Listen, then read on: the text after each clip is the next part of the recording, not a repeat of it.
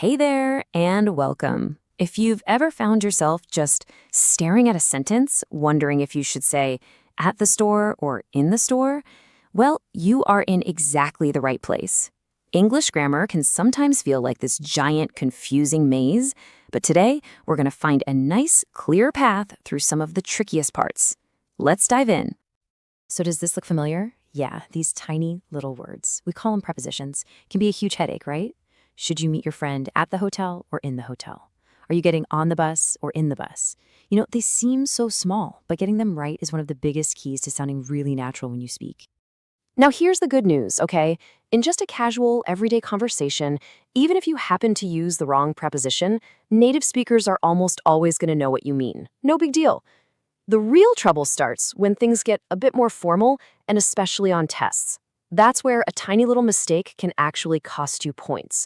So getting these rules down is really key to speaking with total confidence. So here's our game plan for today. First, we're going to solve that preposition puzzle for places. Then, we'll see how those same ideas work for time. After that, we are going to crack the code on articles, A and the. And finally, we'll put all of those pieces together to build a perfect sentence right from the ground up. All right, first up, let's solve one of the most common puzzles out there, knowing when to use in versus at when you're talking about places. This is where so much confusion starts, but believe me, there's a really simple rule to help us out. And here it is. This is the secret. Just think big versus small. Seriously, this one simple idea is going to help you pick the right preposition for a place pretty much every single time. Let's break it down. Okay, so here's how it works. You use in for big general things. Think continents, countries, cities, really large areas. But you use at for smaller, much more specific points or buildings, like an airport or a restaurant or a specific address. So remember, big space, use in. Specific point, use at. Easy, right? So for example, you'd say someone was born in Europe or that you live in London. And this also works for any kind of enclosed space, no matter how big or small. You're in a box or you're sitting in a car. You're basically inside some kind of boundary. Now, for at, I want you to picture a specific point on a map. You're waiting at the airport. You're shopping at the farmer's market. Or maybe someone is knocking at the door. See? These are all precise locations, not big general areas. Now, what's really cool about this is that the whole big to small idea doesn't just work for places. Nope. We can use the exact same logic for talking about time, and it's also going to help us finally figure out those confusing rules for cars, buses, and trains. Look at this. See how that big to small idea works perfectly for time too? We use in for the biggest units of time, like years and months. So in 2024 or in May. Then we get a little more specific with on for days and dates, like on Friday or on your birthday. And for the most precise point of all, the exact time, we use at, like at 3 p.m. Okay, another common mix-up is for and since. The rule here is actually super simple.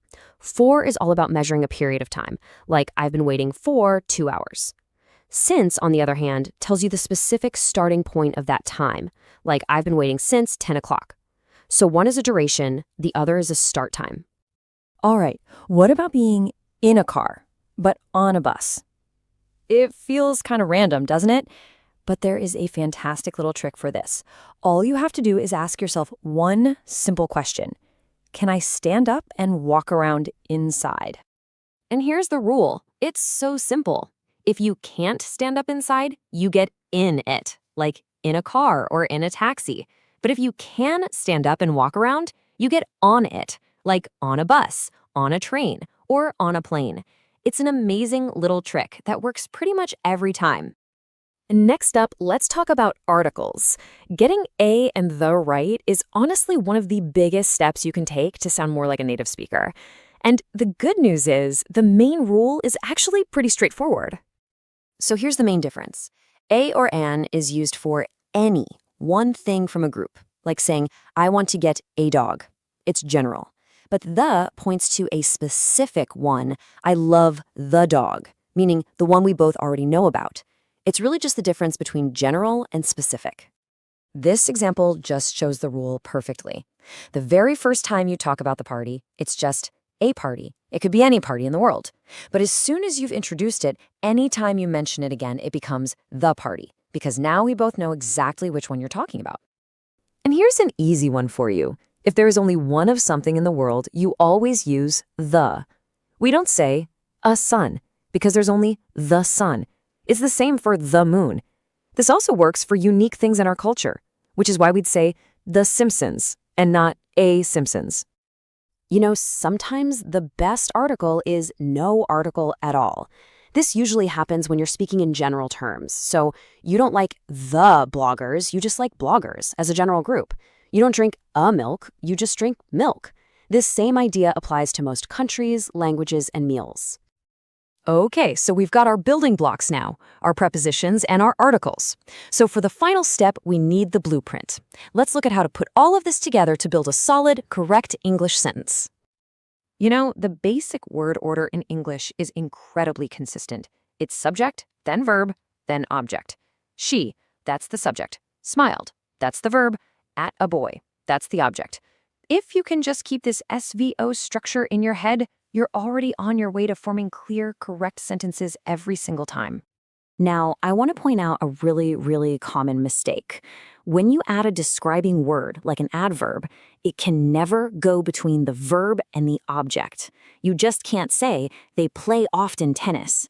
To a native speaker, it sounds broken.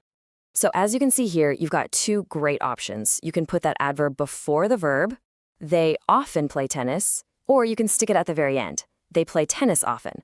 Both of those are absolutely perfect. Just remember to keep that verb and object glued together, and your sentences will instantly sound way more natural. And there you have it, prepositions, articles, and sentence structure. You see, English grammar isn't about memorizing some giant, complicated rulebook. It's really about mastering a few powerful core ideas that unlock everything else. If you focus on these, I promise you'll be speaking with more clarity and confidence in no time at all. So, my final question for you is this. Out of everything we talked about, what is the #1 grammar rule you're going to practice this week? Is it going to be the big versus small rule for prepositions? Maybe the transportation trick? Or are you going to focus on using a and the correctly? Just pick one, really practice it, and you will be one step closer to mastering English grammar. Thanks for joining me.